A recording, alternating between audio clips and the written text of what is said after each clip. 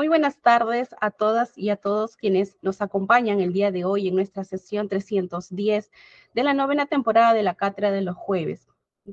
Saludamos a todos los que se encuentran enlazados a través de la página oficial del Facebook, del aula virtual de la Sugerencia de Capacitaciones y del canal de Justicia TV.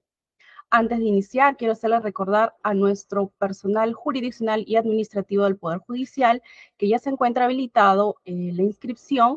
Tienen de 10 a 15 minutos para registrar su ingreso y luego al finalizar la ponencia tendrán de 25 a 30 minutos para el registro de salida y el llenado de la encuesta de satisfacción. El día de hoy, bueno, saludamos gratamente a nuestra expositora, la doctora Naiko Teichi Coronado Salazar, quien nos acompaña el día de hoy con su tema, tratamiento de casos complejos en la etapa de juicio oral. A continuación, también damos la bienvenida al doctor Max Bengoa Valdeiglesias, quien el día de hoy le estará dando las palabras de bienvenida a la doctora. Cedemos el uso de la palabra al doctor Max. Adelante, doctor. Muy amable, doctora Ebony, saludar a la audiencia que nos acompaña esta tarde y, cómo no, saludar a la distinguida doctora Naiko Coronado Salazar, con quien tenemos el gusto solamente de conocernos, sino de trabajar ya unos buenos años.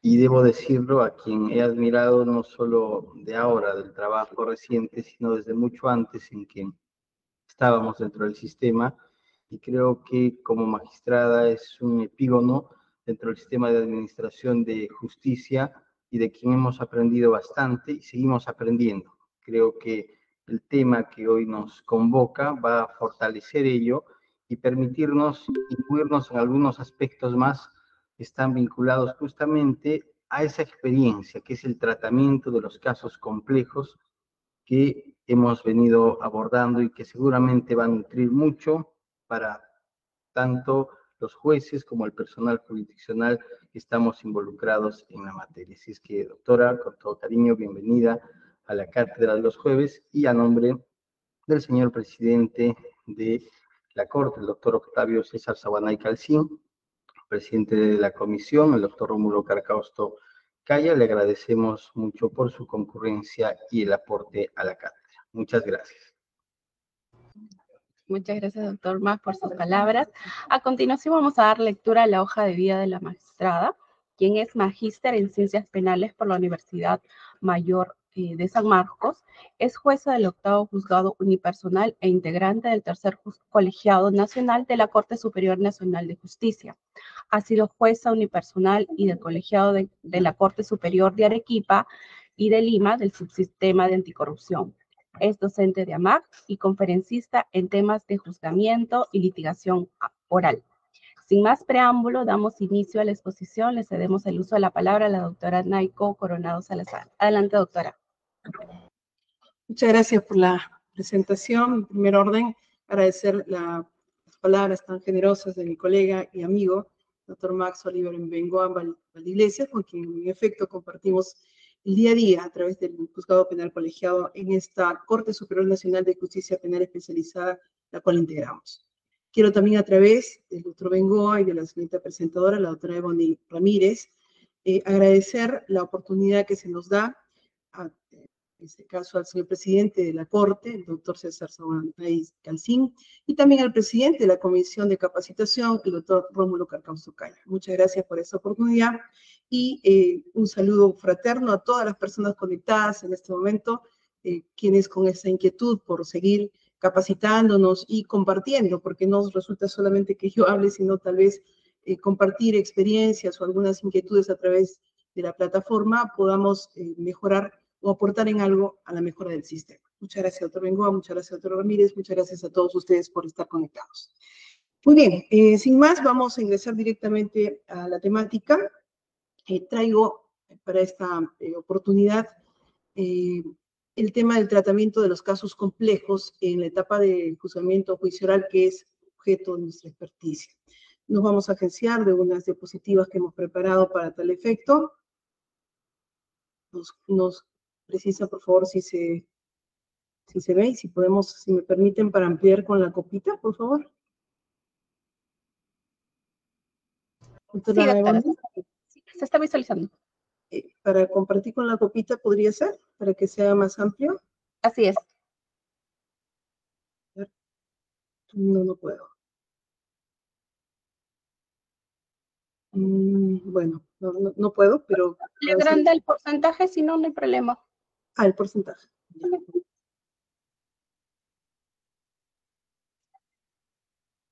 Bueno.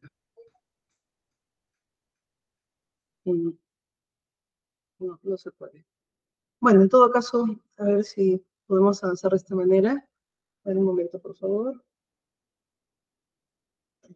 ¿Ahí? ¿Está mejor?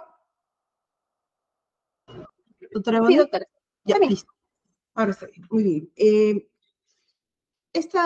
Este tema que traemos en esta oportunidad básicamente es una perspectiva de la etapa de juzgamiento en el tratamiento de los casos complejos que, si bien desde nuestra experiencia, a partir de nuestro trabajo en la Corte Superior Nacional, con casos de corrupción de funcionarios, casos de criminalidad organizada, puede ser aplicable también a cualquier tema de un caso complejo a nivel nacional que también, por supuesto, se abordan en el día a día de los juzgamientos en los juicios, respecto a los juicios orales. He dividido la temática en tres aspectos. Una primera parte general, descriptiva, pero con una connotación particular, tanto de la perspectiva cuantitativa como cualitativa. En segundo orden, algunas peculiaridades del procedimiento en el tratamiento de los casos complejos. Y en una tercera parte, particularidades también, pero ya a nivel de la valoración probatoria, de tal manera que nos dé un esbozo de lo exigido que es el trabajo a nivel de tratamiento de este tipo de casos. Muy bien. En primer orden, en el primer tópico, en la primera parte de la temática sobre aspectos generales, ¿no? Una primera referencia en la norma procesal penal, el artículo 342.3 del Código Procesal Penal, nos da una referencia de la naturaleza compleja de un caso, ¿no? Y la da en el contexto de la investigación. En esta cláusula normativa, se señala básicamente a nivel de la investigación a cargo del Ministerio Público estas peculiaridades en cuanto a la multiplicidad de investigados, de hechos investigados, la necesidad de hacerse diligencias fuera del país o en diversos distritos fiscales judiciales del país, la necesidad de abordar ingente cantidad de prueba o de evidencia documental que importe acaso un tratamiento mucho más profundo y exigente en temas de, por ejemplo, pericias, ¿no? Entonces nos da una serie de requisitos o presupuestos para tener una noción de lo que es un caso complejo. A nivel de juzgamiento, y tomamos esta referencia, exactamente nos basamos en este primer factor que lo hemos denominado el factor cuantitativo, que es evidente por el tema del número, ¿no? Y es fácil de identificar un caso complejo básicamente por el número de acusados. Y acá hacer un pequeño paréntesis. Claro, alguien puede decir un caso complejo, un caso medianamente complejo, un caso altamente complejo. Claro, hay diversidades, no podemos comparar casos en los que pueden haber 10, 15 acusados, en los que hay 40 o 50 acusados.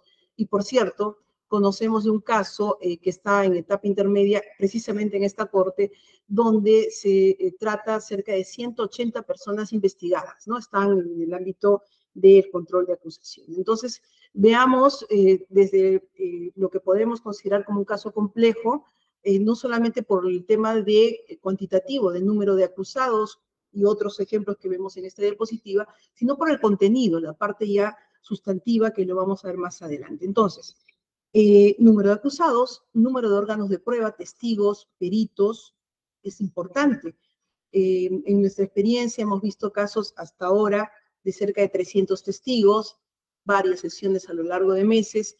Claro, si hiciéramos un solo caso durante el tiempo, probablemente las declaraciones de los testigos y el examen de los peritos sería mucho más rápido. Sin embargo, coexisten otros procesos, creo que esa es la realidad en todo el país, y es muy importante, tenemos que organizarnos. La gestión del despacho es muy importante, la gestión de la audiencia, la gestión del despacho, ¿no? La proyección de todos los procesos, casos a nivel de juzgamiento, cuánto tiempo va a durar, en qué momento se instalan determinados procesos, la experiencia de hacerlo, la suerte de las maratones, ¿no? Juicios de determinados tipos de delitos, etc. Entonces, muy importante.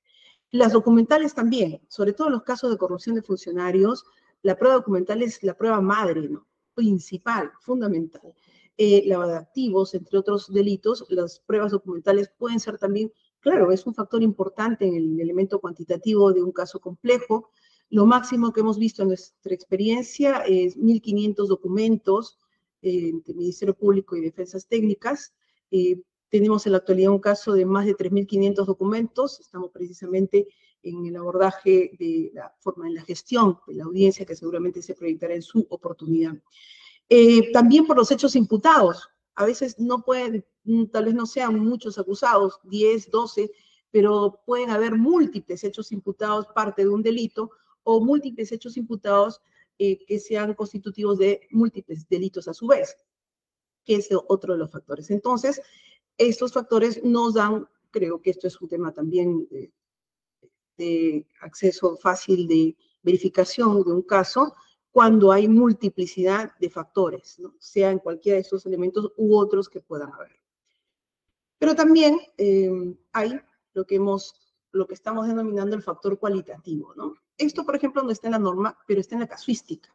Y la experiencia nos alimenta de información que nos hace sistematizarla y poder compartirla a partir de reflexiones como esta actividad académica tan importante de la cátedra de los jueves, que nos da esta posibilidad. Esta diapositiva que hemos preparado nos da un primer acercamiento de un juicio oral de naturaleza compleja por la condición de los acusados. O sea, nos ubicamos todos al momento de la instalación de un juicio oral y podemos encontrar situaciones diversas. Lo que traemos es un ejemplo de la academia, la casuística subida a la academia, en lo que podría ser acaso un caso complejo ya tal vez en el máximo de su expresión. Un acusado o varios acusados en libertad, si es una sesión presencial de instalación de juicio o si es una sesión virtual a través de la plataforma Google Meet, ¿no? Varios en libertad, esto es, no hay una medida de prisión preventiva, no están internos. Pero a la par también están los acusados que se conectan en la parte baja de la diapositiva de diversos centros o establecimientos penitenciarios en el país, a los cuales hay que convocar con temas de oficios, coordinaciones con los propios centros penitenciarios, las salas de audiencia, la labor fundamental de los especialistas de audiencia, en este caso los de causas también, y es tan interesante, y esto nos ha dado la virtualidad post-pandemia, de tener pues al mismo momento personas conectadas desde un centro penitenciario en Chiclayo, en Arequipa, en Huánuco, en Lima misma, ¿no? Donde nos encontramos, esto es parte de la virtualidad. Pero no solamente eso, podremos encontrar en una instalación de juicio a un acusado que tenga la condición de colaborador eficaz y que sea solo de conocimiento de aquel, de su defensa y del Ministerio Público. Y nadie, ni los jueces incluidos, ni obviamente los coprocesados o coacusados tengan el conocimiento. Puede ser también, puede haber uno, dos, o tal vez ninguno, pero lo ponemos para la ejemplificación de que encima, situaciones de acusados en libertad, acusados internos, acusados que tienen esa condición en el conocimiento reservado, ¿no? Que obviamente hay un procedimiento para, en ese sentido, los acusados que tienen esa condición de colaboradores eficaces a través de una sentencia de colaboración eficaz en el marco de un proceso especial, tengan que ser excluidos de el ejemplo, de este juicio que se va a instalar, o que se instala, en su oportunidad y a través de los mecanismos propios de sesiones reservadas en las que se determinen, sobre todo por las partes, los protagonistas, el Ministerio Público, el colaborador y su defensa, en relación a las medidas de protección, sobre todo de preservación de su identidad, ¿no? Entonces, eso es todo específico. Perdón, hay alguien que está... Sí, doctora Naiko, ¿se pudiera pasarle la diapositiva, por favor? Nos hemos quedado en la primera. ¿En la primera? ¿No se ve en la segunda? No. A ver, un momento, por favor. Ahora sí, está bien. Aspecto. Entonces en compartir no se puede. Bueno, avanzaremos así. Si no, porque voy a demorar un poco en compartirlas. A ver. ¿Podemos avanzar así? Está en chiquito, pero lo vamos disgregando. Está bien como le está pasando. Seleccionando una por una. Perfecto. Decíamos en este ejemplo, en la primera, en este pequeño círculo, es un procesado en libertad. En el segundo, que estamos señalando acá, un colaborador eficaz que señalamos, nadie sabe, solo las partes involucradas, y que seguramente en su oportunidad el juez de juzgamiento tomará conocimiento, ¿no? También tenemos la situación de estar conectado un acusado sobre quien recae prisión preventiva, ¿no? No ha habido, en el contexto del proceso penal nunca se presentó, obviamente por temas de preservar su propio tema de libertad, en el sentido de considerarse, de no someterse a la justicia, y tiene un mandato de prisión preventiva y se conecta a la sesión. En este caso, sobre todo, ha permitido esta situación el tema de la virtualidad, ¿no? En presencialidad sería inviable totalmente, pero a través de la virtualidad sí es posible. Y ha habido todo un tema de debate, ¿no? En los últimos tiempos, meses o años, desde que empezó el tema de la virtualidad, que por cierto ha sido un gran factor aportante para la resolución de casos de manera más pronta y evitar muchos obstáculos que se han tenido a lo largo de la experiencia en los juicios a nivel nacional y a nivel mundial, ¿no? Bueno, volviendo al tema, este largo debate, pues sí, ha habido pronunciamientos incluso de nuestra Corte Suprema, en algún pronunciamiento en el que se le denegó, ¿no? No se conecta ningún acusado con prisión preventiva que no se ponga a disposición del juzgado para su debido juzgamiento. En otros aspectos, tenemos una decisión a nivel de un juicio, pero también a nivel de diversas cortes superiores, y en nuestro caso, en nuestra experiencia, hemos tenido también la oportunidad de permitir, ¿no? Lo contrario, la otra posición, de permitir la conectividad o la presentación virtual de ese tipo de persona o esa condición de recaer en una prisión preventiva, estar en la clandestinidad, pero conectarse a la audiencia de juicio. Claro, es un tema totalmente de discusión o debate. Alguien podría decir, no es posible, ¿cómo? Si no se somete a la justicia, ¿por qué se le permite? Y está la otra postura, ¿no? Aquella que dice, sí, pero de esta manera se le vincula a dicha persona a quien todavía, y a todos los acusados, tienen, reviste la presunción de inocencia. Entonces, habrá un mandato de prisión preventiva, pero esta es una forma de vinculársele al proceso, y ciertamente la experiencia nos ha enseñado que una vez que se instala el juicio y se hacen los actos procesales correspondientes a los acusados, ellos ya quedan vinculados. Y se han terminado casos en los que, y tenemos un caso clarísimo en el proceso 160-2014, en el que una persona, una dama, una señora, tuvo esa condición, se conectó de esa forma en múltiples sesiones, más de un año, más de 2 años incluso, y se le terminó absolviendo por falta de pruebas. Imaginemos, es un ejemplo de la vida real. Falta de pruebas, ni siquiera duda razonable, ¿no? Entonces, y en otros casos, bueno, se ha tenido que, al final del proceso, proceder al archivo provisional del mismo, la reserva, las órdenes de captura, y concluir con el proceso con las personas que en efecto se pudo definir su situación jurídica, porque en esas condiciones solo queda la reserva del proceso en cuanto, por ejemplo, un tema del contumax, ¿no? Entonces, en este caso, señalábamos, es un tema de controversia en nuestra experiencia, y creo que en varias experiencias nos ha permitido más bien avanzar y poder definir situaciones jurídicas, pero insistimos, es un tema de debate, la academia seguramente tiene sus críticas a favor, en contra, pero es una situación que se presenta. O sea, no solamente el interno, no solamente el acusado en libertad, no solamente alguien que puede ser colaborador eficaz, sino también esta situación que estamos describiendo. Pero a ello le agregamos, y hemos tenido hace poco una situación que ya es más controversial. Si ya hasta lo que hemos descrito sobre esta persona con prisión preventiva, conectado virtualmente, ¿no? Imaginemos una situación en la que encima hay un revestimiento de un procedimiento de extradición activa por parte del Perú. Ya este es un tema mayúsculo de debate, ¿no? ¿Se le va a permitir o no? Está fuera del país, ¿no? Tiene el mandato de prisión preventiva, salió del país en determinado tiempo, hay un procedimiento de extradición con resolución, y es un tema mucho más exigido en la definición, ¿no? Entonces, imaginemos todos los contextos en que se pueden presentar situaciones que hacen un caso complejo, más allá de que sean 10, 20 o 40 acusados, ¿no? Solamente con el ejemplo que estamos dando. Pero a la par, tenemos acusados que se pueden conectar desde el extranjero.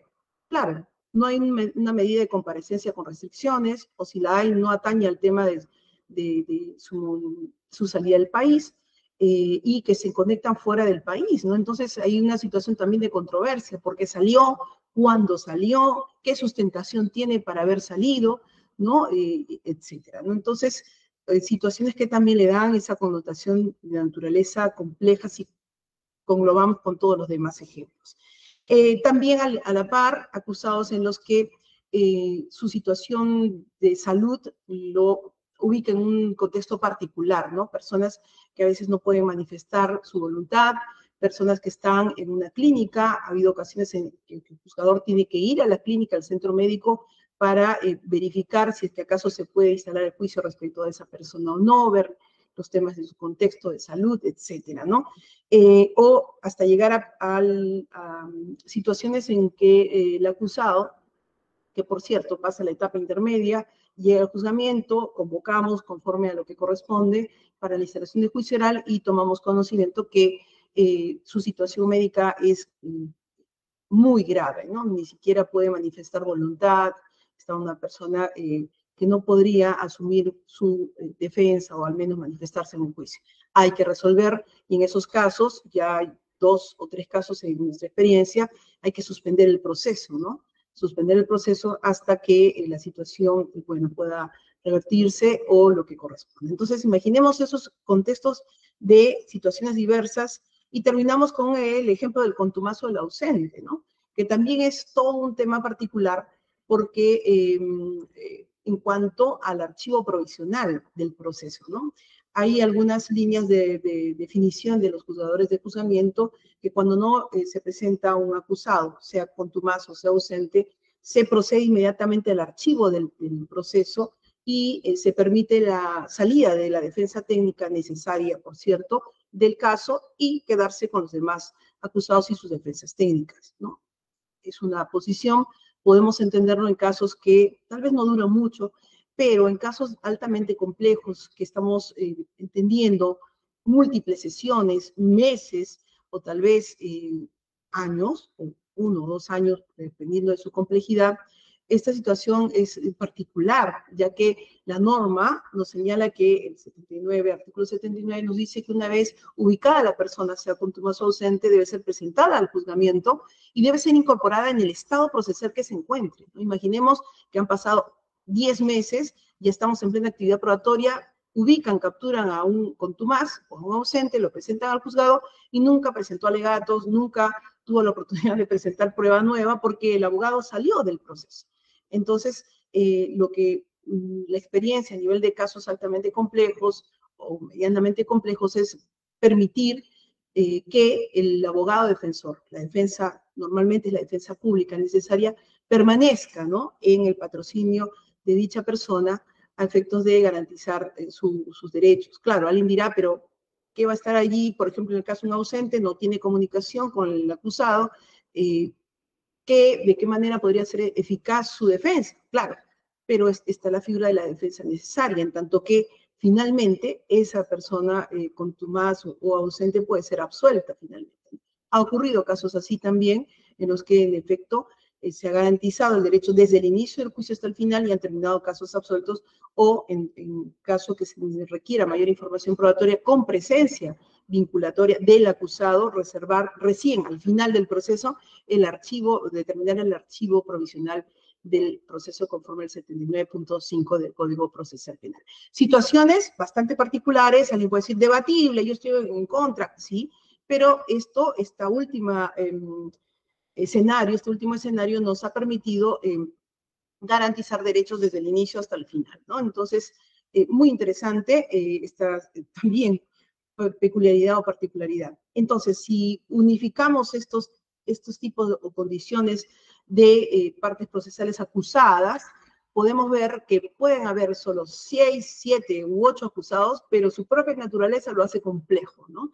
Y si a ello le agregamos el acusado que está en el extranjero, que tiene domicilio en el extranjero, los trámites de cooperación internacional para efectos de notificación y su vinculación a la audiencia virtual o en su caso la audiencia presencial si es que así se dispusiera. Entonces, uno de los elementos. Pero no es el único. Vayamos nuevamente a un tema de instalación de juicio oral.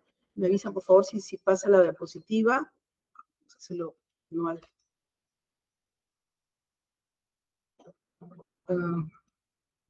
¿Sí? ¿Se ve? Creo que voy a tener que confirmar. Sí, ok, gracias. en cuanto a la instalación del juicio en relación a las partes procesales.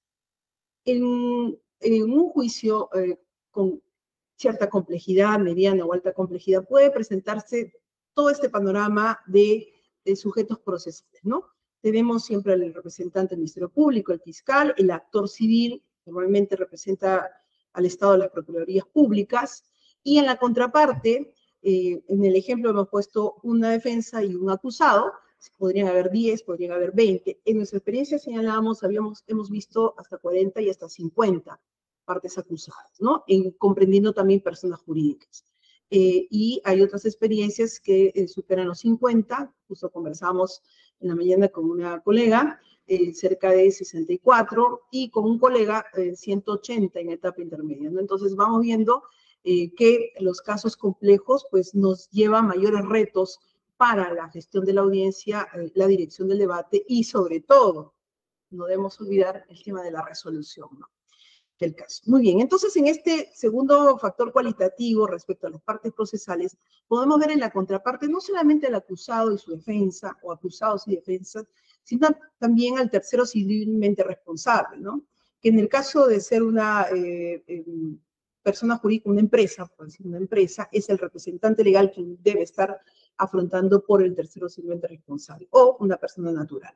Y tiene su participación activa respecto de la reparación civil. Esto es una participación con la parte del actor civil, ¿no?, que es quien pretende el tema civil, tanto al acusado como al tercero civilmente responsable. Y también hemos pintado de verde el tercero, que es la parte requerida, un tercero requerido por nulidad de transferencia, ¿no?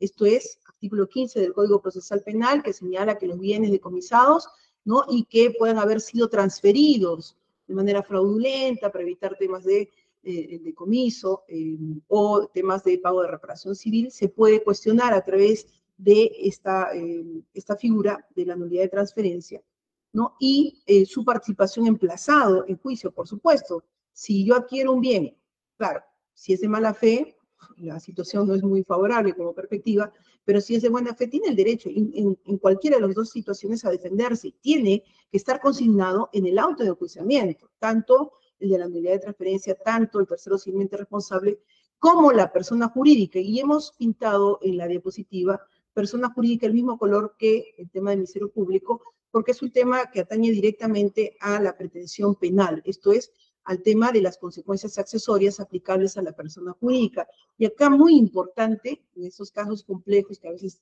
tienen tanta información, la definición en el auto de enjuiciamiento de la persona jurídica y del apoderado judicial conforme al artículo 92 del Código Procesal Penal. Apoderado judicial. Acá no hay representante legal, sino el apoderado judicial, que nunca puede ser una persona imputada o acusada, ¿no? Y también, del mismo color, los terceros emplazados por pretensión de decomisos, ¿no?, también vinculado a la acción directa del Ministerio Público. Esto es, personas a las que terceros, a cuyo nombre se encuentran bienes, motocicleta, buses, vehículos, etcétera, que se están solicitando el decomiso de los mismos y se les emplaza para que puedan también responder. Claro, si no se presenta la persona o su defensa, igual en los otros casos, no son sujetos imprescindibles como para no continuar el juicio e instalarlo, ¿no? Eso está claro en el artículo 367 del Código Procesal. Entonces, si vemos esta figura y lo hemos multiplicado por 20 acusados con sus defensas, 4 terceros civilmente responsables, 3 personas jurídicas con sus apoderados, 2 partes de que se les pide nulidad de transferencia y otros 5 u 8, alguna vez tuvimos 8 personas a las que se les pedía el decomiso de las motocicletas. Recordamos uno de los casos a un gobernador regional hace algunos años atrás, que ninguno se presentó, ¿no? Se les emplazó, se les volvió a notificar para declaración, no vinieron y se tuvo que determinar la situación de los bienes incautados. Entonces, esto también, más allá de que sean múltiples acusados o prueba documental o prueba personal, también le da connotación de complejidad a un caso. Y podemos también ir a los temas de los órganos de prueba, ¿no?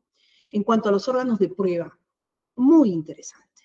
No necesitamos tener 1000 testigos para decir que un caso es complejo. Podrían ser mucho menos, pero con situaciones particulares. Y el ejemplo que ponemos en esta diapositiva nos permite ilustrar los diversos escenarios en los que tiene que tratar el juzgador y obviamente de la perspectiva del juzgador, pero muy importante la participación activa del representante del Ministerio Público, del actor civil y de las defensas, ¿no? Que preparan sus preguntas para los interrogatorios directo, contrainterrogatorio, y que vamos a ver una problemática que se presenta a nivel de los casos complejos un tanto más adelante. Entonces, un caso también es complejo por la naturaleza de los testigos que se presentan a juicio. Tenemos el testigo común en la parte de izquierda, el testigo de hechos, que puede ser un testigo de hechos, puede ser un testigo de referencia, ¿no? Que necesita mayor corroboración, conforme lo invoca la norma procesal, puede ser un testigo técnico, y acá una discusión precisamente sobre el testigo técnico y el testigo experto, ¿no? El testigo experto en doctrina es el perito, pero el testigo técnico puede tener un conocimiento, y debe tener un conocimiento técnico y estar vinculado directa o indirectamente al objeto del proceso, ¿no? Entonces, más allá de la distinción, estamos en tipología del testigo común, le hemos denominado así. Pero a su lado puede coexistir testigos en reserva y los testigos colaboradores eficaces, ¿no? Y ya le dan una connotación particular al caso. Claro, en uno y otro caso, al momento de su presentación a juicio, tiene todo un aspecto de un pequeño procedimiento de verificación, ¿no? Retrocediendo un poco. El testigo en reserva es aquel, ¿no?, que no tiene vinculación con el hecho imputado, su participación, pero que aporta información relevante y que se le preserva, por ejemplo, como medida de protección, su identidad, ¿no?, para resguardar temas de seguridad. A diferencia del testigo colaborador eficaz, que es ya una persona con una sentencia de colaboración eficaz que ha participado en un evento delictivo y que aporta información para lo cual se le otorga un beneficio premial a través de una sentencia judicial de colaboración eficaz, ¿no? En ambos casos, para el juzgamiento, son testigos, ¿no? Tanto el colaborador eficaz como el testigo en reserva. Claro, la diferencia también a nivel de procedimiento previo es que en el caso del testigo en reserva, su testimonio a nivel de declaración previa, a nivel de investigación, tiene que ingresar sí o sí, necesariamente al proceso común. A diferencia del testigo colaborador eficaz, que tiene que esperar su condición de ser sentenciado colaborador eficaz y luego su testimonio ser ofrecido a nivel de, entendemos, un punto de partida, la acusación, o a nivel del juzgamiento, ¿no? Entonces, en uno u otro caso, cuando vienen a juicio convocados, tiene que hacerse una verificación previa, ¿no? Tanto el testigo en reserva, el acta de asignación de clave, ¿no? Básicamente, su documento de identidad para ver el rostro de la persona y la verificación en el momento, si es una audiencia presencial, a través de las tecnologías que lo vamos a ver más adelante, y si es una virtual, a través de una conexión alterna también por la plataforma Google Meet, que es la oficial del Perú. Y en el caso del testigo colaborador eficaz, también un procedimiento de verificación previa, con el acta de asignación de clave, la sentencia de colaboración eficaz, su documento de identidad con el rostro para verificar in situ, en el momento, que se trata en efecto de dicha persona, ¿no? Esto también a nivel de la conexión virtual a través de una conexión virtual alterna en la que solo participen, por ejemplo, los jueces, ¿no? Esto es un procedimiento que jueces, en este caso, en nuestra experiencia, el colegiado que integramos con el doctor Bengoa Valdilesias y la doctora Caballero García, lo ejercemos ya en múltiples casos, ¿no? Claro, alguien puede decir, no, yo prefiero ver la silueta de la persona que está declarando para tener una visión de alguien, ¿no? De algo que se mueve, algo que se ve, aunque no se define. Sí, podría ser también otra opción. En nuestro caso, optamos que no se vea nada de la persona, pero sí lo veamos de manera alterna, en vivo y en directo, cómo declara, cómo gesticula, cómo se manifiesta, aunque no lo escuchamos porque la voz sale distorsionada en la conexión principal de la audiencia pública. Muy bien, pero a la par tenemos testigos por cooperación internacional, y este es todo un tema muy interesante, incluso que puede ser objeto de una conferencia en particular, y es que los trámites de cooperación internacional nos ubican, y ciertamente el apoyo de nuestra oficina central en el Ministerio Público es una oficina que nos da mucha información sobre todo de los sistemas judiciales comparados a los que se requiere la asistencia judicial internacional. Y decimos que es particular porque encontramos sistemas judiciales a los que se le pide la solicitud donde requieren el aval o la aprobación de un juez. En otros casos, a nivel de la Autoridad Administrativa de Cooperación Internacional, del Ministerio Público del país. En otros casos, o los mismos, a ver, diversas experiencias, para declarar en juicio, muy bien, va a declarar en su juicio, perfecto, pero nosotros tenemos nuestra plataforma digital específica, ¿no? Recordamos el caso de Italia. Y solamente por nuestro canal o nuestra plataforma digital se pueden hacer las audiencias judiciales. Perú es Google Meet, sí, pues, pero nosotros es esta plataforma. Tremendo problema, con lo nuestro, con lo suyo. Y hay que definir, a veces hay que someterse a lo que las disposiciones de la cooperación del país, que así las indica. Entonces, hay situaciones en las que hay un juez en el lugar donde va a declarar el testigo. Hay situaciones en las que no hay un juez, sino un personal jurisdiccional, un personal administrativo del sistema judicial extranjero que está presente. Hay situaciones en las que simplemente está la autorización y la persona está declarando en una entidad pública, pero no hay mayor persona a su alrededor. Entonces, diferentes situaciones que hay que coordinar previamente para poder llevar adelante una declaración de un testigo mediante cooperación internacional, que ciertamente es un procedimiento. Y si a ello le agregamos la proyección, en estos casos complejos, sobre todo de cooperación internacional, mínimamente las directivas 6 meses de proyección de tiempo. Claro, un poco insistiendo hasta 4, ya con mayor exigencia y estar oficiando y todo, tal vez 3 meses, pero dependerá, uno, de la traducción, qué idioma, inglés o es otro idioma, en qué lugar se encuentra, el país ubicado y las exigencias formales que requiere cada sistema judicial comparado. Entonces, es un tema bastante complejo, ¿no? Y que también le aporta precisamente la naturaleza de complejidad a los juicios.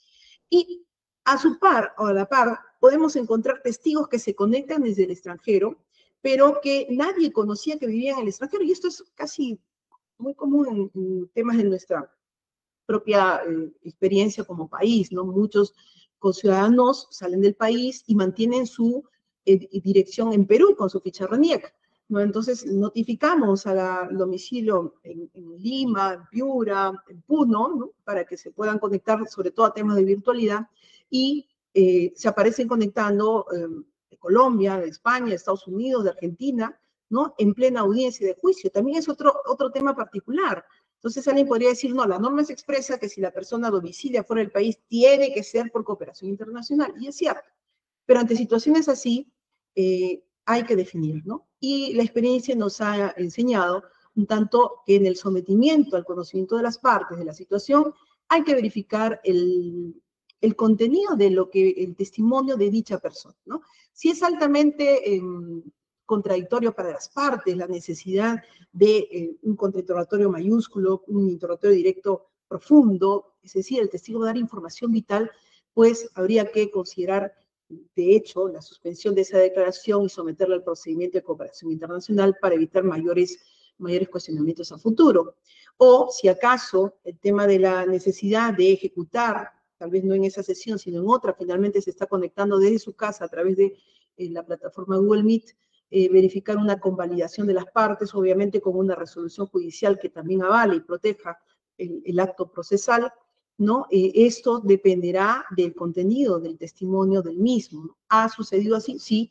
¿Hay que solucionar y dar soluciones rápidas y prácticas? Por supuesto que sí.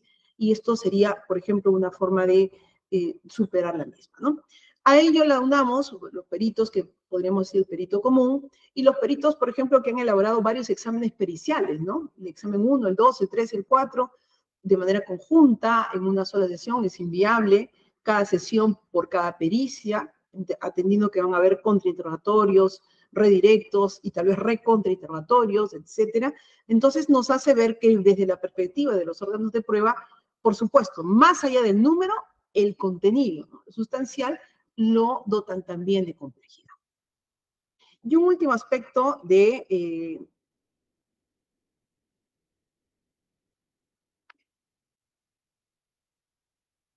de este factor cualitativo, ojo que pasamos del cuantitativo, número, al cualitativo, ya un contenido, nos ubicamos en el tema de la prueba documental, ¿no? Y a nivel de casos complejos, no solamente tenemos papel, eso es, ¿no?, oficios, cartas, informes, etcétera, sino también tenemos como prueba documental, sobre todo en estos casos de alta complejidad, los audios, las interceptaciones telefónicas, los videos, ¿no? En muchos casos de los delitos de tráfico ilícito de drogas, las óbices, los seguimientos, ¿no? Observación, vigilancia y seguimiento que hacen miembros de la Policía Nacional y que luego son traídas a través de los videos o de actas con fotografías de los mismos, ¿no? Entonces, es muy amplia la prueba documental que no solo se basa en papeles, ¿no? Y acá, a su vez, en la prueba documental, cuando se tratan de los papeles en sí, en muchas veces los documentos, se admite el documento 1, pero ese documento 1, como en el ejemplo, tiene a su vez anexos, ¿no? A, B. Esto es un ejemplo sencillo. Hemos visto casos en que un documento tiene 20 o 30 anexos, ¿no? Y a su vez, el anexo tiene subanexos, y a su vez, uno de los subanexos tiene 1 o 2 numeritos en romano adicionales con otros documentos. Entonces, se vuelve más complejo, ¿no? Ciertamente, y hay que realizar toda esa cadena porque el documento es uno solo, con todas sus partes integrantes, ¿no? Entonces, como el ejemplo de estos 7 documentos, algunos más, menos anexos, y a lo que agregamos el tema de las fotografías, los videos, los audios, como interceptaciones telefónicas u otros que nos ayudan mucho el tema de la virtualidad, sobre todo para poder compartir previamente, ¿no? Que las partes verifiquen previamente la revisión de los mismos antes de su organización. Entonces, como vemos hasta acá, los juicios orales complejos podemos determinarlos no solamente por el tema de número, factor cuantitativo, sino también por el tema de su contenido, factor cualitativo. Y le hemos dado en ejemplos básicos de los acusados, las distintas formas en que pueden presentarse, los trámites que hay que hacerse para poder instalar el juicio, obviamente con sus respectivas defensas, en cuanto al tema de los sujetos procesales múltiples que a su vez tienen diferentes roles o diferentes objetos de pretensión penal o civil o conjunta en el caso del acusado. Y por cierto, nos olvidamos en la situación de la persona jurídica y el tercero civilmente responsable, muchas veces se fusiona la misma empresa, por decir, ¿no? Tanto como persona jurídica como tercero civilmente responsable. La diferencia es que como persona jurídica está la pretensión penal de determinación de consecuencia accesoria y desde el ámbito civil la pretensión de pago de una reparación civil, ¿no? O conjuntamente con el acusado. Bueno, sujetos procesales, acusados, decíamos, órganos de prueba, prueba documental. Pasemos al segundo punto, que es, vamos a ver que correr un poco, algunas situaciones problemáticas o particulares en el tema del procedimiento, ¿no? Y vamos acá, brevemente, si Bonnie me dice en todo caso, vamos a tratar de avanzar más rápido.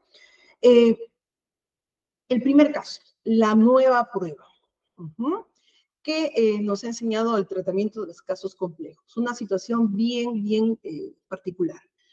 Si nos ubicamos en el tema del 373.1, que en el inicio del juicio se podrán presentar medios probatorios de los cuales las partes hayan tomado conocimiento con posterioridad a la audiencia de control de acusación, podemos ver en la gráfica presentada que, claro, en un proceso no complejo o complejo, digamos, manejable, no altamente complejo, este tema del factor de temporalidad no tiene mayor incidencia, ¿no? Pasaron 2 meses o 3 meses de la etapa de control de acusación y entendemos que todo lo que después de esa fecha se tome conocimiento se puede ofrecer en el juicio a nivel de la nueva prueba. Muy bien. Pero ¿qué sucede en los casos mediana y altamente complejos? Que por cierto, no tenemos una definición cuándo podría ser mediana y altamente complejos. Eso es un tema tal vez de apreciación de la experiencia propia de cada operador. Pero, ¿qué pasa en los casos altamente complejos o medianamente complejos? Donde las etapas intermedias pueden durar meses y hasta hemos visto casos de años, ¿no? Y si nos basamos en que el operador puede presentar medios probatorios que haya tomado conocimiento con posterioridad a la audiencia de control de acusación, y vemos esta segunda gráfica, duró 1 año, por poner un ejemplo, ¿no? De todo el 2019. Entonces, todos los medios probatorios del 2019 que se haya podido agenciar a cualquiera de las partes, Ministerio Público, Defensas o Actor Civil, no podrán utilizar sino que correspondan a después de ese año, o sea, después de la audiencia de control de acusación, que digamos, ubiquémoslo en el año 2020. O sea, todo lo que sea 2019 que se haya agenciado no va, sino lo que es a partir de 2020. Entonces, esto, por ejemplo, es una interpretación literal. Pero si abrimos la interpretación hacia un ámbito sistemático, 373.1 y artículo 7 del título preliminar del Código Procesal Penal, que nos señala que está prohibida la analogía y la interpretación extensiva, salvo que favorezcan tema de los derechos, en este caso derechos procesales de las partes. En ese sentido, pues, en este principio de favorabilidad, lo que nos ha hecho la propia experiencia o nos ha enseñado es adelantar, porque es prácticamente adelantarle el tiempo, porque prácticamente es un plazo, un tiempo muerto, ¿no? En el que ninguna parte podría agenciarse o tomar conocimiento de ningún medio probatorio en un plazo, en un tiempo que no es atribuible específicamente a nadie, ¿no? No se le puede decir, no, señor fiscal, usted se demoró, no, señor acusado, usted dilató, no, entonces, no. Y ni siquiera incluso el tema del Poder Judicial, porque precisamente el caso es complejo y a veces, en efecto, amerita un tratamiento en mayor tiempo de sesiones. Claro, eso no justifica una excesividad, los extremos nunca son buenos, pero dentro de un plazo razonable y proporcional. En ese sentido, tenemos ya un precedente en tratamiento de casos complejos en los que consideramos, después del plazo de los 10 días que se da para la contestación en temas de la acusación, el ofrecimiento de pruebas, ¿no? Poder adelantar este plazo temporal para utilizar todo, ¿no? De tal manera que todo lo que sea posterior al término de estos 10 días, que se pueda agenciar las partes, pueden postularlo como nueva prueba, ¿no?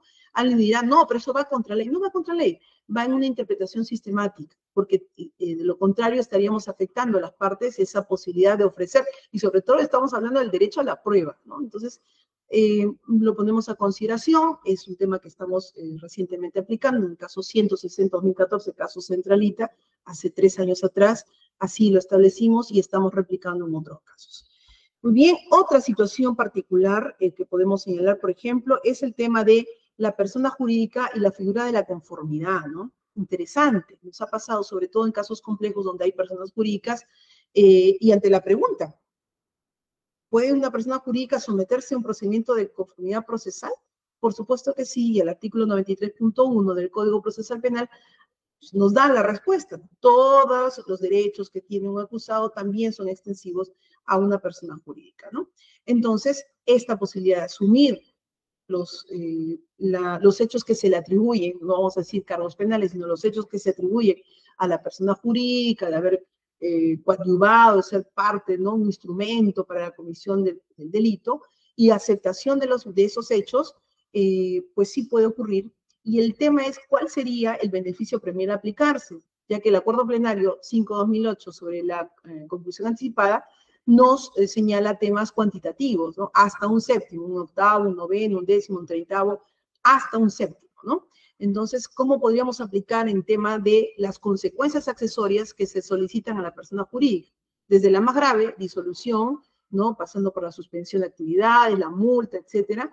Y la experiencia nos dice, claro, acá no hay un tema cuantitativo porque no podemos sacar un séptimo a una disolución o a otra consecuencia accesoria o medida, pero sí a un nivel de que, por ejemplo, si solicitan la disolución, probablemente se pueda bajar un eslabón a la siguiente medida en menor impacto que podría ser la suspensión de actividades, ¿no?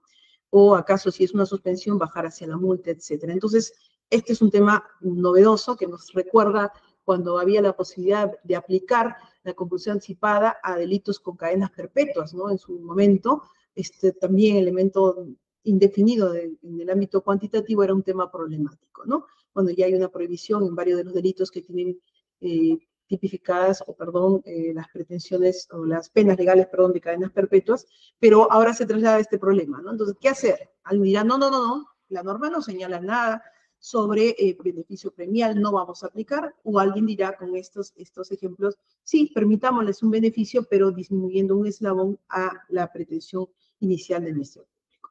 Otro aspecto particular que podríamos compartir, vamos a bajar es en el tema de los interrogatorios y contrainterrogatorios de testigos. Básicamente testigos cuando hay múltiples partes acusadas y partes, sí, con sus abogados respectivos, ¿no? Entonces, un primer ejemplo de esta particularidad, y acá tiene que ver mucho la dirección del debate, ¿no? Del juez director del debate o del juez de juzgamiento unipersonal, ¿no? El criterio, el momento de intervenir, el momento de dejar pasar, de permitir que sean las partes las que puedan cuestionar, ¿no? Pero sin dejar su labor proactiva de dirección propiamente de la audiencia.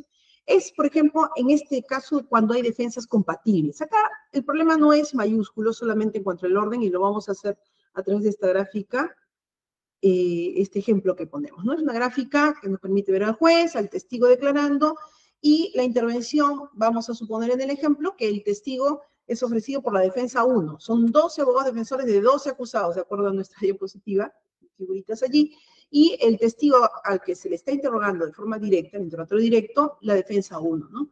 Y a ese testigo, la defensa 2 también tiene el interés de interrogar, y la defensa 3 también tiene el interés, ¿no? Entonces, ese interrogatorio directo preparado por el principal abogado que ofreció inicialmente, ¿no? Y prepara su interrogatorio directo, probablemente termina satisfecho de su trabajo, y pasan se pasa a la siguiente defensa, que si el primero abordó A, B, C, el segundo abogado defensor puede decir, bueno, yo voy a abordar el tema D, muy bien, pero indirectamente y no se da cuenta puede afectar al tema A del compañero, de las preguntas que hizo el colega anterior. Y así también podría ocurrir con la defensa 3, que va en su perspectiva, pero abre una línea temática que indirectamente podría, tal vez no afectar, pero sí mermar en cierta forma la construcción del interrogatorio efectuado por la defensa 2 o la defensa 1. Entonces, esta es una situación particular, porque luego del contrainterrogatorio, el Ministerio Público y el actor civil, cuando viene el redirecto, ahí viene el problema, ¿no? Entonces, probablemente la defensa 1, señor juez, permítame por favor aclarar un aspecto que abordó mi colega, la defensa 3, por ponerle una denominación, que me permite, necesito aclararlo. Entonces puede decir alguien, no, el redirecto es en base a lo que es el contrainterrogatorio, no podría usted, improcedente, pero había que verificar, por eso es, en los casos complejos, el panorama se abre, ¿no? Se amplía, y necesitamos una mayor exigencia en los criterios, sobre todo en esos temas de litigación, porque finalmente nada es estático, no todo es dinámico y habrá que ver caso por caso, sobre todo el contenido de la línea de interrogatorios, en este caso el ejemplo directo. Podría el juez, en pleno interrogatorio de la defensa 2, decirle, señor abogado, ¿está usted seguro de esta línea de preguntas que está realizando en relación a las preguntas de su colega? Podría decirle un juez así, y la defensa 2 puede decir, doctor, no más preguntas, sí, estoy seguro, etcétera. O sea, tiene que haber siempre un papel proactivo del juez, una apertura y una visión amplia de lo que está aconteciendo, ¿no? Porque finalmente hay roles de cada defensa, en este caso, respecto a sus patrocinados. Si eso es un tema, tal vez, particular que resolver, imaginemos una situación en la que las defensas tienen una línea incompatible. Y nos ha pasado en la experiencia, algunos años atrás, esta gráfica, ¿no? Donde vamos a ponernos ya en el ejemplo del contrainterrogatorio. La fiscalía trae a su testigo, ¿no? El actor civil también hace el interrogatorio directo, y cuando toca la parte de la contraparte, los contrainterrogatorios, y en la participación de algunos de ellos, hay dos defensas, vamos por el ejemplo, para la academia, dos defensas que son incompatibles, que entre ellos están que se indican, es decir, respecto a el rol de sus patrocinados. El clásico ejemplo de la defensa, en este caso 2, que su patrocinado es el funcionario público, que dice que el patrocinado de la defensa 5, o sea, el acusado 5, en realidad fue el que hizo el informe de forma discrecional y él es el responsable. Él no tiene nada que ver porque el patrocinado de la defensa 2 era el jefe. Y el otro que puede decir, no, fue el jefe el que me indujo a que yo firme este informe lleno de irregularidades. Entonces, cuando hay defensas incompatibles, obviamente en el escenario sabemos cuál es el operador que tiene el mayor beneplácito, ¿no? Ante dos defensas que están peleando entre sí. Pero más allá del tema es, ¿qué es lo que tiene que hacer el juez en ese momento, ¿no? Permitir una suerte de esta confrontación entre estas dos partes, y la respuesta de nuestra experiencia es hasta cierto punto lo necesario, porque la idea es que cada abogado defienda a su patrocinado y no tanto la insistencia o la incidencia que el abogado, en este caso el que está contrainterrogando, haga preguntas más bien para involucrar al patrocinado de la otra defensa o a la defensa incompatible, ¿no? Entonces, no es la suerte de pelear entre ellos, sino la defensa propia en el rol de la defensa de su propio patrocinio. Entonces, ahí entra la labor del juez, ¿no? Claro, no podemos negar y debemos confesar que alguna vez en una audiencia de juicio nos pidieron hacer una suerte de contrainterrogatorio contrainterrogatorio. O sea, dentro del contrainterrogatorio, esas dos partes querían, a su vez, digamos, litigar entre sí, ¿no? Lo intentamos, pero no resultó porque se suscita un tema de desorden y nunca más. Y lo dijimos, y está grabado en audio. Así es que para el tema académico, pues hay que persistir en el tema de la propia defensa de su patrocinado, aún en esta línea de defensas incompatibles. Seguimos. Vamos a unos últimos temas en cuestión de aspectos particulares del procedimiento. Y acá vamos a ir más rápido. El caso de las pericias complejas, ¿no? Por ejemplo, los informes, hay determinados informes de Contraloría que tienen calidad de pericia. Y estos son casos bastante interesantes desde la perspectiva académica, porque vienen profesionales de distintas ramas. Entonces, una pericia, un informe pericial de alta complejidad, por decirlo así, tiene no solamente al ingeniero mecánico, al geólogo de suelos, al contador o al economista que ve el tema financiero, sino también al abogado que da su perspectiva. Todo en un solo informe. Entonces la pregunta es, ¿cómo llevamos a cabo este tipo de examen, no? Probablemente todos sentados y pasen 2 horas respecto de uno de los peritos, ¿no? Y luego la siguiente hora para el otro perito y no se termine y en una siguiente sesión y el cuarto perito está siempre escuchando todo lo que dicen los demás porque desde su perspectiva especializada no tiene mayor incidencia de participar. Puede ser. En otros casos hemos optado por determinar tiempos y la convocatoria específica, ¿no? De el determinado profesional para un momento. Recuerdo mucho un caso, el 2017, en el que prácticamente una sesión completa por cada profesional, porque ameritaba informes profundos sobre contratos públicos de obras en los que la información pericial era bastante profusa y el contrainterrogatorio bastante alto. Entonces, imaginemos situaciones complejas así, o el caso de un solo perito o 2 peritos oficiales que realizan un contenido múltiple de información pericial, ¿no? Por el caso del ejemplo, por cada situación de cada acusado, un capítulo de su informe pericial grande, ¿no? Entonces, ¿cómo abordarlo, no? Por partes, de manera general, su descripción de las conclusiones por cada uno, o por cada uno, conclusión, abordaje, etcétera. Entonces, es particular, ¿no? También tenemos el caso de la pericia compleja en cuanto al perito fallecido, ¿no? Y acá también tenemos que hacer una interpretación sistemática en el 383.1 del Código Procesal Penal que señala, ¿no? Si un perito en caso de fallecimiento acelera la pericia.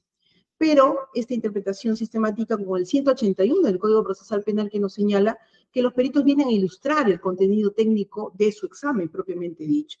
Y dice la parte final de este artículo 181 que en el caso de las pericias especializadas será el que designe la entidad, ¿no? Y ahí interpretamos, se refiere a temas de peritos oficiales o peritos de una institución pública.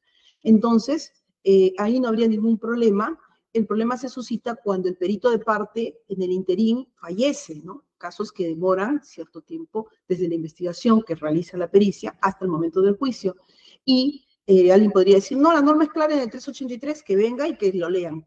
Pero estamos hablando o tratando de informes periciales altamente técnicos, de un contenido técnico, financiero, contables o grafotécnicos, etcétera, que necesitan una ilustración de una persona que pueda proporcionar la información amplia para el conocimiento del juzgador, que no es técnico necesariamente en una materia determinada, aparte del derecho, ¿no? Entonces, esta interpretación sistemática nos permite o nos ha permitido en ya 2 casos aceptar. En un caso se solicitó, en otro caso tuvimos de manera oficiosa que, porque no entendíamos lo que se estaba leyendo, suspender ello y convocar a un perito que en este caso la parte designaba en otro y ya tenían preparado con mucha previsión un perito de parte, sustituto, reemplazante al fallecido para que pueda ilustrar, ¿no? Claro, ahí viene la discusión, ¿pero él es perito o él es testigo? Ya es un tema de debate también. Lo importante es que venga un órgano de prueba que pueda ser sometido al contradictorio y que pueda ilustrar sobre el contenido de esta pericia ante una situación excepcional de fallecimiento, ¿no? Finalmente, el tratamiento del testigo en reserva y del colaborador eficaz. Ya lo hemos visto, bueno, he tenido la oportunidad el año pasado, no, el anteaño pasado de tratar precisamente en cátedra de los jueves todas las formas en las que se ejecuta la figura del colaborador eficaz en juicio, ¿no?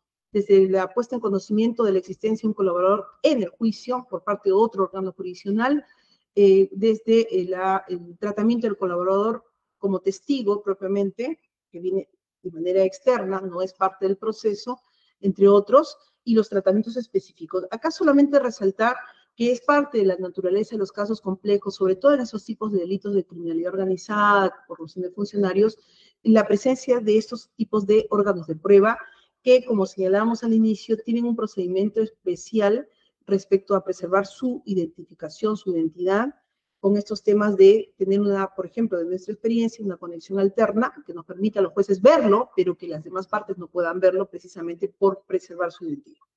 O el caso del develamiento de identidad también, ¿no? En el caso se considere que se han desvirtuado, han desaparecido los factores que propiciaron la medida de protección, ¿no? Permite el develamiento de identidad, que a su vez da la posibilidad a las partes que en 3 días, luego de conocida la identidad emitida por parte del juzgador, ¿no? El colaborador eficaz, número tal, resulta ser tal persona, o el testigo en reserva admitido en etapa intermedia, resulta ser tal persona con DNI tal. Todos tienen conocimiento, la norma habilita los 3 días para que puedan las partes ofrecer medios probatorios nuevos, señala la norma, en torno a este conocimiento de la identificación de aquella persona considerada con esa condición. Entonces, eso también es bastante interesante que se presente en un juicio de esta naturaleza compleja, ¿no? Y lo que viene a continuación son 2 ilustraciones en cuanto a la declaración de un testigo en reserva o colaborador eficaz, ¿no? Donde solamente se ve la pared, la mesa, ¿no? Y las partes en una presencial, y en el caso de conexión Google Meet o virtual, también las partes ven algo en general, ¿no? Un color oscuro, la pared, etcétera, pero no a la persona, ¿no? Y en realidad la persona, el testigo en reserva o colaborador eficaz puede estar en la instalación judicial, puede estar en una instalación fiscal de cualquier lugar del país, y él sí ve a las partes, en este caso la audiencia presencial, en el caso virtual obviamente también ve a las personas, pero a él no lo ven, ¿no? Y una forma de conectarse a través de su declaración, siempre por el tema de la medida de protección que ha sido otorgada. Finalmente, y en la tercera parte de nuestra exposición, unas cuantas diapositivas sobre aspectos particulares de valoración. Claro, esto desde la perspectiva del juez, pero tiene redundancia en la preparación de los alegatos, en la evaluación de clausura, en la evaluación de la parte, sea Ministerio Público, actor civil en su pretensión, sea las defensas también en su pretensión, cuál es la dificultad o la exigencia mayúscula en un caso complejo. A mayor complejidad, mayor exigencia, obviamente, ¿no? Y es que en temas de valoración, en estos temas de casos complejos, lo primero es importante para el juzgador la definición del planteamiento de cómo va a ser su valoración probatoria. Es decir, se actuó toda la prueba, ya se tiene registrada la información, ¿cómo vamos a empezar la valoración? O sea, ¿de qué forma vamos a dividir nuestra valoración de tal manera que se proyecte en su momento en la sentencia, ¿no? Y esto también lo tiene el trabajo de las partes, ¿no? ¿Cómo vamos a analizar nuestros alegatos de clausura? Yo fiscal, o yo defensa, o yo actor civil. Claro, el tema del actor civil es un tanto particular, porque tiene mucha vinculación con los alegatos de clausura del Ministerio. Y esta diapositiva nos ilustra. Entonces, puede ser una valoración probatoria por delitos, en efecto, hay 4 o 5 delitos por delito, no hay problema. Pero también podría ser por hechos, es decir, me baso en estos 2 hechos grandes o fundamentales del caso, que a su vez internamente tiene varios delitos, ¿no? Varios delitos. Pero lo protagonista acá son los 2 hechos. Y determino mi caso en 2 partes. Podría ser también a nivel de personas. O sea, los protagonistas, o sea, lo más resaltante no va a ser el delito ni los hechos, sino la persona. Porque la persona A tiene 4 imputaciones, la persona B tiene 3 imputaciones, la persona C tiene 5 imputaciones y voy a dividir la valoración por personas, ¿no? Y dentro de ellos, los delitos o los hechos. Alguien puede decir a un juez en el país, puede decir, no, este caso no merita ni delitos, ni hechos, ni personas. Voy por los títulos de imputación. Y empiezo con todas las autorías, ¿no? Empiezo por primero el instigador, el presunto instigador, que se le imputa instigación. Luego las autorías y luego las complicidades. Sí puede ser, obviamente dentro en el escenario de un delito, ¿no? Si fueran varios delitos, a su vez hay subdivisiones. Pero alguien puede decir, no, yo voy a empezar, y nos ha pasado alguna vez, por el grado de dificultad. Iremos por lo menos difícil, que es, por ejemplo, el tratamiento de la prueba directa. En este caso 1, en este caso 2, en este caso 3. Pero en el caso 4, 5 y 6 ya es más difícil, ¿no? Ya hay imputaciones alternativas, hay temas de concursos, los dejo para después. También podría ser por el grado de dificultad. O alguien podría decir, no, ninguno de ellos. Este caso amerita para ser tratado en la valoración probatoria de manera temática.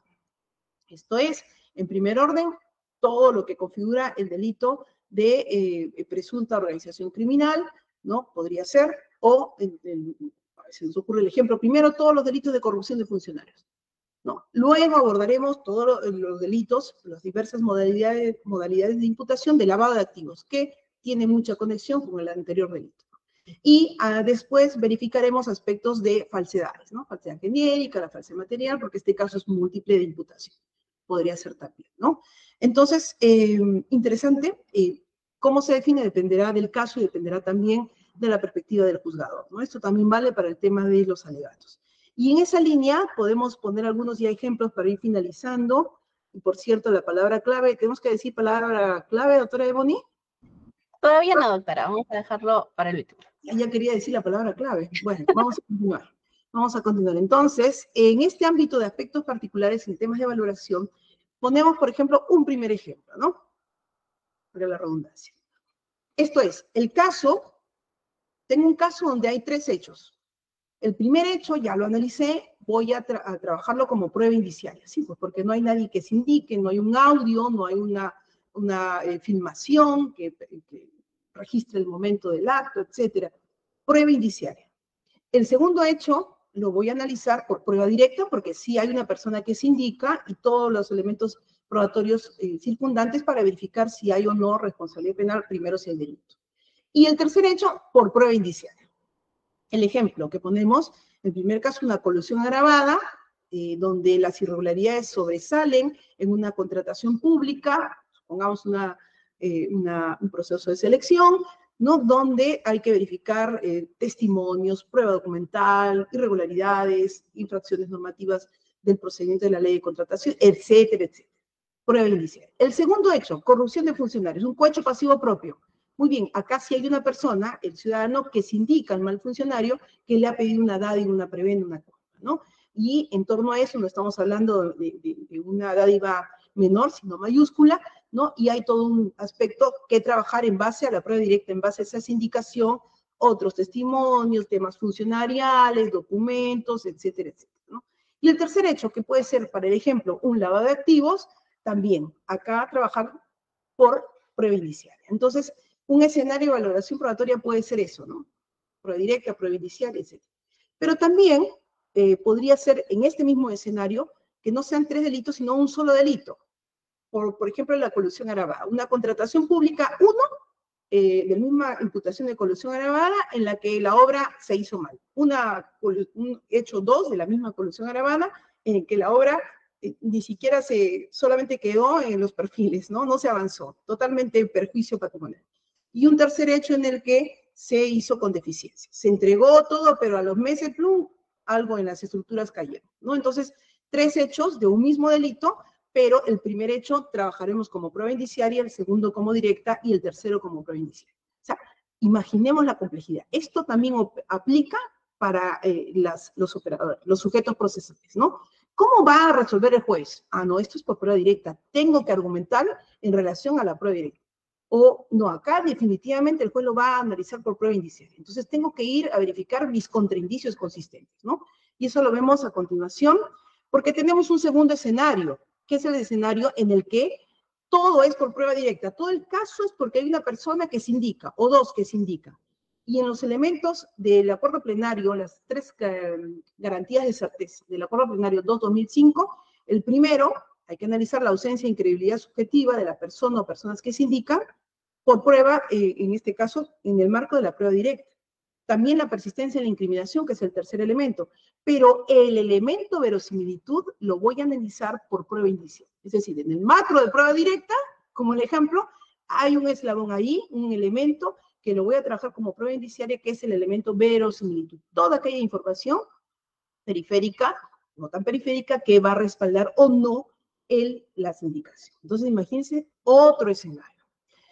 Y bueno, pues en el tema del trabajo de la prueba indiciaria es muy importante el trabajo de las alegaciones de los fiscales, del actor civil, y también el trabajo de las defensas en cuanto a la no construcción. El primer caso, la construcción de la prueba indiciaria, con los indicios probados, conectados por reglas de lógica, experiencia, ciencia, y cuando los indicios son contingentes, o sea, tiene más de una interpretación, en un sentido o en otro, tienen que ser plurales, varios, concordantes, que vayan en un mismo caudal, y convergentes, que pueden entrelazarse entre sí como un andamiaje. Y para el lado de que quien quiera forjar o construir prueba indiciaria, que no haya contraindicios consistentes. Y desde la defensa probablemente atacará que no hay indicios probados, probablemente atacará o cuestionará que no haya concordancia o convergencia, pero sobre todo la existencia de contraindicios consistentes. Ojo, para los juzgadores puede haber un contraindicio, un solo contraindicio contingente, consistente, que merme o derruya la prueba indiciaria, sí, y lo hemos visto, ¿no? Es una suerte metafórica de una circunferencia en la que se introduce una pequeña alfiler y lo infecta de un color que termina derruyendo y rompiendo esa circunferencia. Claro, un contraindicio consistente, pero tiene que ser altamente consistente, que se analice a nivel de sentencia o que se argumente, puede derruir la prueba indiciaria. Y si son varios contraindicios, tendrán que llegar a ese nivel, porque pueden quedarse solamente ser contraindicios que no tengan la naturaleza de ser consistentes, ¿no? Y eso es un trabajo no solamente de la argumentación en alegato, sino de la exposición del juez en su sentencia. Ya para ir terminando, la complejidad de los casos, los juicios complejos, también tenemos desde la perspectiva de las figuras procesales y sustantivas dentro del juicio oral. No nos referimos a la imputación alternativa, la principal, la subsidiaria, la alternativa, la acusación complementaria, la desvinculación judicial, y figuras sustantivas, le decimos así, por su comprensión del Código Penal, el concurso real, el concurso ideal. Entonces, ¿cómo es esto? Bueno, lo traducimos en un ejemplo sencillo nomás, una acusación fiscal con una imputación de colusión agravada, y bueno, siempre invocamos estos delitos porque es nuestra experticia los delitos en esa naturaleza. Colusión agravada y alternativamente negociación incompatible, así es la acusación. Y esta colusión agravada en concurso real con falsedad ideológica, que a su vez tiene un concurso ideal con una falsa declaración en procedimiento administrativo. Y en el en el camino del juicio, hay una acusación complementaria por parte del Ministerio Público que nos dice, no, de acuerdo a la prueba, sí, no habíamos previsto este tema en declaraciones previas, pero estos testigos nos dan a entender que en esta colusión agravada no solamente hay la concertación del mal funcionario con el particular para un contrato u operación pública, sino que también hay de por medio un pago de una dádiva y una preventa. Hacemos una acusación complementaria por el cohecho pasivo propio. Y puede ser que al final del juicio, antes de terminar, dice la norma, el juez pueda invocar o mencionar a las partes una tesis de desvinculación judicial como una figura de peculado, ¿no? En base a los mismos hechos, probablemente en el tema de la descripción no se mueve nada de los fácticos, pero lo descrito más bien atañe un tema de una figura de un peculado. O sea, todo se orquestó presuntamente de manera ficticia, sí, pues un tema de una contratación pública, pero el objetivo era el quedarse con caudales públicos, ¿no? Que el propio sistema público dio para supuestamente la operación, etc. Ponemos un ejemplo de academia, ¿no? Entonces, imaginemos cómo va a resolver el juez y cómo es que la parte, Ministerio Público, actor civil y defensas, tiene que dar los insumos a la información probatoria. Por eso es que siempre decimos, no repetir los hechos, vamos directamente a lo que se ha aprobado o a lo que no se ha aprobado, porque finalmente el trabajo del juez en esta resolución de casos complejos es bastante exigente. Y finalmente, en estos aspectos, esta tercera parte de aspectos particulares de valoración, esto pequeñito, ¿no? Que siempre nos encanta porque viene de la mano de la litigación oral. Que es que en el análisis del colectivo probatorio, pongamos el ejemplo de los 4 testigos. Ojo, no estamos hablando de 50, 100 o 200, no, 4 testigos. Los 3 primeros, en su momento, en las declaraciones interrogatorio directo y contrainterrogatorio, con su red directo y su red contrainterrogatorio, no han sido desacreditados. El 1, el 2 y el 3 no han sido desacreditados, por tanto, el juez debe creerles finalmente su testimonio. El testigo 4 sí fue desacreditado, supongamos que hubo una contradicción relevante cuando se usó declaración previa. Listo, quedó fuera. De esos 3, en ese primer nivel tendríamos que creerlos a los 3. Pero en un segundo nivel de análisis, vemos que el testigo 1 y el testigo 2 tienen líneas temáticas muy similares, o sea, tratan lo mismo, pero tienen contradicciones relevantes. Entonces el juez en el análisis tiene que optar por uno, obviamente con fundamentos y señalar por qué es que se le cree al testigo 1 y por qué no al testigo 2 del cual queda esto. Entonces, esta perspectiva de análisis escalonado en temas de valoración probatoria es muy importante y lo abrimos para que las partes puedan ver la complejidad, más allá del caso complejo, en la resolución de un caso y en la valoración probatoria.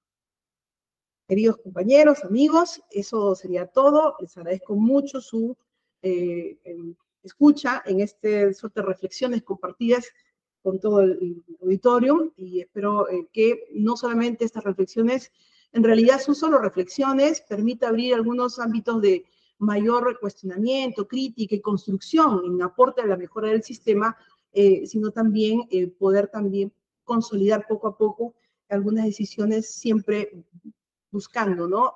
Una impartición de justicia mucho más eficiente. Muchas gracias. Me someto a las preguntas y decimos la palabra clave. Complejidad. Ahí lo decimos, doctora. Muchas gracias, doctora Naiko Coronado Salazar. Antes de iniciar con la ronda de preguntas, permíteme hacerles recordar a nuestros participantes que se encuentran conectados a través del aula virtual que de registrar su salida tienen 25 a 30 minutos para cumplir con este llenado, asimismo con el llenado de encuesta de satisfacción para poder obtener su certificado. Y al público en general, en breve estaremos dando la palabra clave. Tenemos una pregunta, doctora, de Alexis Acurio Yucra. Nos dice, la Corte Interamericana de Derechos Humanos ha señalado las condiciones que debe reunir un eficaz derecho de defensa. La consulta es, ¿cómo el juez debe cautelar una correcta defensa del acusado en casos complejos sin incidir en la libre elección de defensa que tiene él mismo? ¿Es suficiente con un apercibimiento a efecto de evitar futuras nulidades y dilataciones en su procedimiento? Claro. Mire, la libre elección del acusado respecto a su defensa técnica es fundamental. Hemos tenido casos en los que se ha subrogado porque no se ha presentado y no ha justificado, y en la siguiente sesión se ha presentado el abogado diciendo, bueno, tengo una dificultad, no pude justificar, y el acusado dice, yo quiero que sea mi abogado defensor, ¿no? Entonces, se ha considerado en estos casos porque es finalmente un tema de voluntad y de elección personal. Y se le ha considerado, obviamente, con un apercibimiento de mayor, probablemente, apercibimiento en cuanto a una multa, ¿no? Si no hubo antes, con una multa, y etcétera. Y creo que si hubiera hasta una tercera oportunidad, habría que analizar la temática, ¿no? Entonces, el tema de la libre elección es muy importante, pero no solamente eso, sino el tema de la defensa eficaz. Y eso también es importantísimo. Cuando uno, a través de la inmediación, sea virtual o presencial, los conocimientos, la forma de abordaje de su caso nos permite verificar si es que acaso hay algún tema de dificultad en cuanto al patrocinio eficaz, ¿no? Finalmente es un tema de situación jurídica en el que está en riesgo la libertad de la persona. Y ello también nos ha permitido siempre con una actitud no en el ámbito digamos, ejemplificadora en negativo, sino más bien de poder aportar al sistema dirigiéndonos a la persona que va a ser subrogada en todo el ánimo, ¿no? De que se requiere que haya una mayor preparación o otra persona que pueda asumir en tanto que hay un riesgo mayor del tema de libertad. Y la verdad, en la experiencia que hemos tenido, no ha habido mayor tema de incomodidad, sino de aceptación, ¿no? y poder en estos casos subrogar a la defensa técnica y permitir la presencia de otra defensa técnica o defensa pública que también, al igual que los privados, tienen un alto nivel de afrontar los casos complejos. Entonces, en ese sentido, priorizar la libre elección de su abogado defensor, darles las posibilidades, obviamente, con los apercibimientos, porque tampoco es un tema de decir, ya no pasó nada, puede volver a faltar. No, tiene un tema de responsabilidad, pero también el tema, por ejemplo, y lo hemos visto en casos en que defensas renuncian el mismo día, ¿no?, de la audiencia, cuando la norma es clara en que se señala mínimamente con un plazo de anticipación, ¿no?, de 24 horas. Y que pues no es solamente me presento, ya renuncio, no, hay que preservar el tema de que esa persona tenga una defensa preestablecida y preparada sobre todo, ¿no? Entonces estos temas son también un tema de verificación en el momento, pero tiene que ser ya un extremo, ¿no? Un desconocimiento, una pasividad total, ¿no? Hemos tenido casos, señor abogado, preguntas a su patrocinador, ninguna, no, ninguna, todo está claro. Cuando sabemos que a nivel de defensas hay cuestiones personales, de familia, temas de mayor conocimiento del juez de una persona que está siendo sometida en calidad de acusado, ¿no? Entonces, o casos en los que hemos visto en que prueba nueva y nos señalan, más adelante, doctora, más adelante vamos a presentar nueva prueba, y a uno dice, ¿qué pasó acá? Entonces, sí, pues hay que, sobre todo en los casos complejos y en todos los casos, ¿no?, siempre tener la visión amplia, atenta de lo que está ocurriendo para garantizar no solamente a la defensa, sino todas las partes que en efecto se tengan sus derechos garantizados por el operador que tiene a cargo ese rol. Gracias, doctora. Ahora sí, recordamos a nuestros participantes la palabra clave. Ah, sí, complejidad. Complejidad, perfecto, y estará apareciendo en las pantallas para el público en general pueda hacer su registro. Agradecemos nuevamente a la doctora Naiko Coronado Salazar en nombre del presidente de la Corte Superior Nacional de Justicia, del presidente de la Comisión de Capacitaciones, el doctor Rómulo Carcaus Tocaya. Esperamos tenerle en una próxima oportunidad en nuestra cátedra de los jueves. Recordar al personal jurisdiccional y administrativo registrar su salida y el llenado de encuesta para obtener su certificado. Y bueno, hasta aquí llegamos en esta sesión 310. Esperamos tenerlos también en la sesión 311, donde tendremos al doctor Víctor Roberto Prado Saldarriaga con el tema Impactos y problemas de la Ley 32.108 sobre el delito de organización criminal. Tengan todos ustedes muy buenas tardes. Hasta luego. Gracias, hasta luego.